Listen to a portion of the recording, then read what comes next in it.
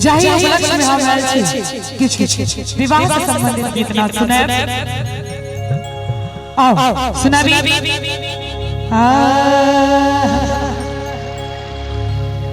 या सर्वभूतेषु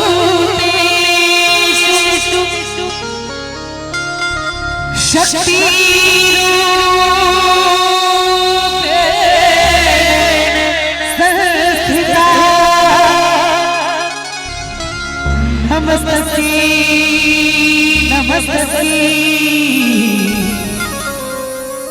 नमस्ते नमो नमः।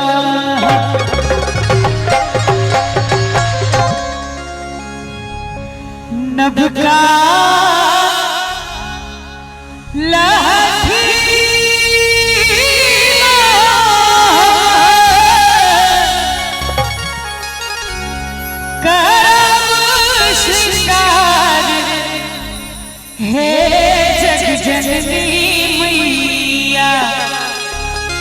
अपने 100 वोटे गीत जरूर सुनते हैं। नभ का लहठीला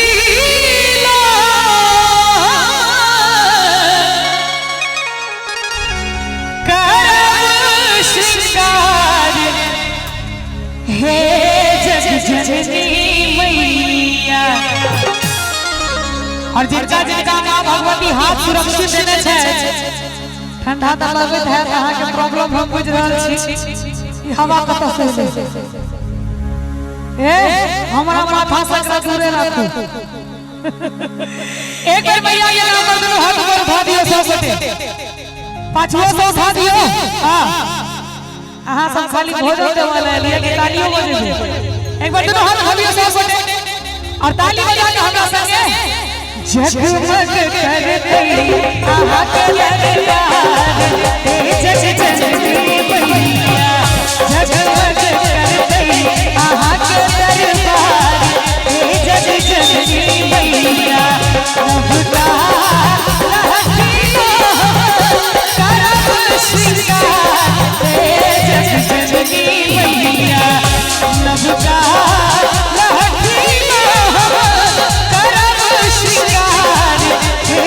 जननी मैया। जगमग करती आहा के दरबार जग जननी मैया। जगमग करती आहा के दरबार जग जननी मैया।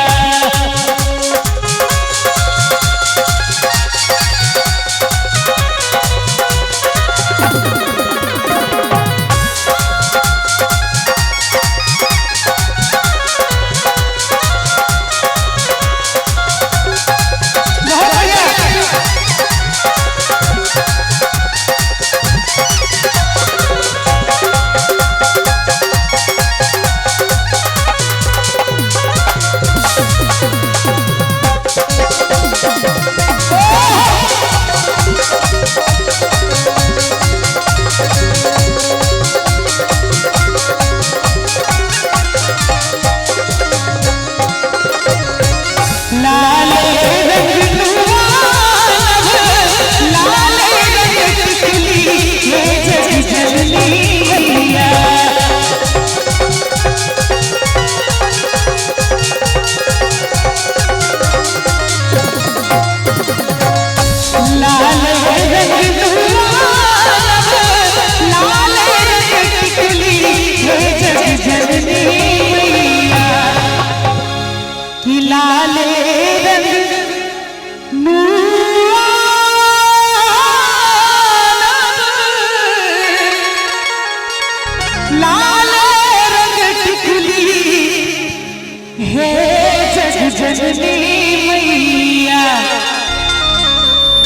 भजन नीक लागे छे हां भोजन में सुनाई दैया। एक बार दोनों हाथ खोलिए तो जिनका जिनका मैया के भजन नीक लाग रहले अहाँ सब एक बार दोनों हाथ उठा दियो और ताली बजाबे ना कांग्रेस के प्रचार में करिए। हां लाले अरहुल जग जननी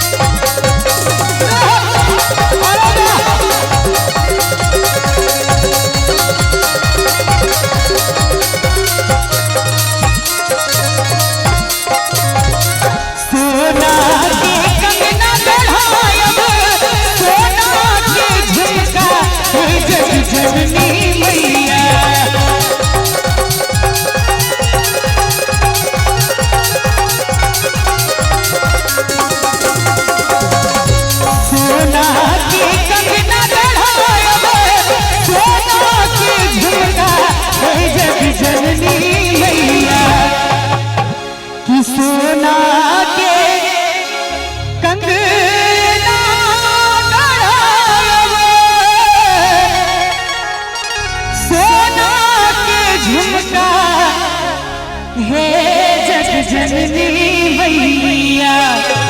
और एक कार्यक्रम में जो हम सब लिए है एक विशेष क्रेडिट जकरा कहल जाए अपन मिथिला मैथिली के सपोर्टर जकरा कहल जाए एकटा जे प्रशंसक होइ छथिन से गौरव मिश्रा जी हमरा सबके एतऽ लावे में हुनका बहुत बड़का योगदान है। एक बेर जोरदार ताली हुनको लेल सब गोटे मिल के बजा दियो कि सोना के कंगना गढ़ायब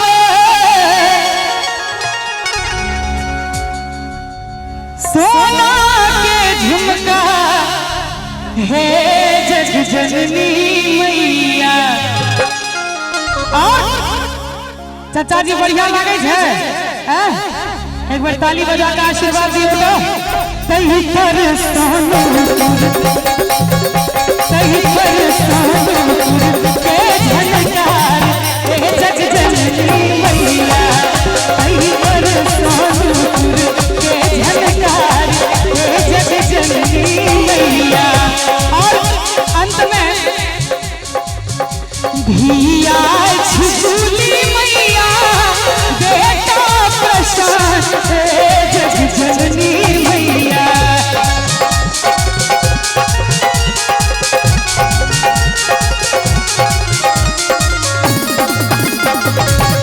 धिया झुली मैया बेटा प्रशांत जग जननी मैया। कि धिया झूली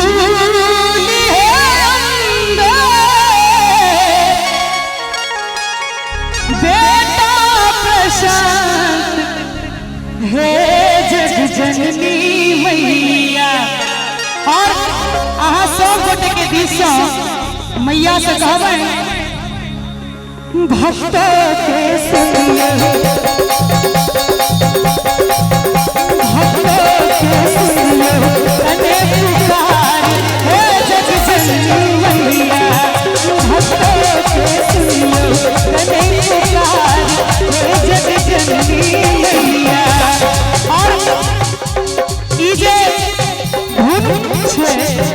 मिथिला के मैथिली के पारंपरिक धुन से बड़ा ही प्यारा धुन है। अपना माय बहिन से पहले गावे छलखिन है दुई भाई छलियै ब्राह्मण असगारा एलियै योहा ब्राह्मण बाबू। दुई भाई छलियै ब्राह्मण असगारा एलियै योहा ब्राह्मण बाबू।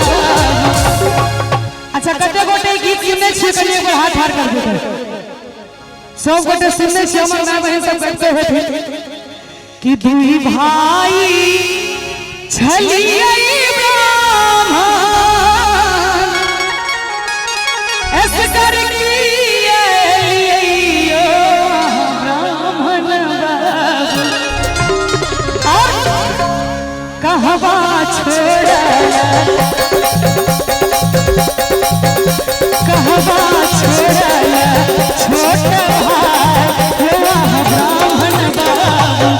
कहवा छोड़ला छोट भाई ब्राह्मण बाबू। दुई भाई छलियै ब्राह्मण असगारा एलियै ब्राह्मण बाबू। दुई भाई छलियै ब्राह्मण असगारा एलियै ब्राह्मण बाबू। एक बार ताली बजाने की खाली हंसने करोगे। प्रणाम दोनों हाथ धोबिया के सब गोटे उठा दियो न की हेतै और ताली बजा के हमरा संगे कहवा छोड़ला कहवा